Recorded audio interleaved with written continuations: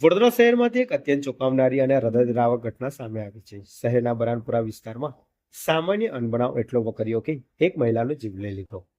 પતિએ જ આવેશમાં આવી પોતાની પત્નીની હત્યા કરી નાખતા સમગ્ર વિસ્તારમાં ચકચાર મચી ગઈ છે. વડોદરાના બરાનપુરા વિસ્તારમાં પેટ્રોલ પંપ સામે આવેલી બકરાવાડી ખાતેના નારાયણ એવન્યુ કોમ્પ્લેક્સમાં ઘટના બની હતી. અહીં રીટાબેન સોલંકી નામની મહિલાની ક્રૂરતાપૂર્વક હત્યા કરવામાં આવી છે. પ્રાથમિક તપાસમાં સામે આવ્યું છે કે પતિ પત્ની વચ્ચે ઘર કંકાસ ચાલી રહ્યો હતો. આ વિવાદ એટલો ઉગ્ર બન્યો કે પતિ બંટી સોલંકી આવેશમાં આવી પોતાની પત્ની પર હુમલો કરી તેની હત્યા કરી નાખી હોવાનું પોલીસ તપાસમાં બહાર આવ્યું છે.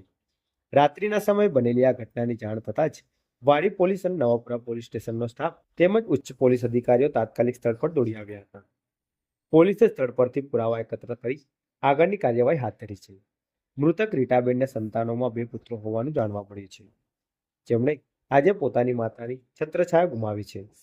પોલીસે આરોપી સામે ગુનો નોંધી સમગ્ર મામલે વધુ તપાસ શરૂ કરી છે. આ બનાવને પગલે સમગ્ર વિસ્તારમાં શોક સાથે ચકચાર ફેલાઈ ગઈ છે.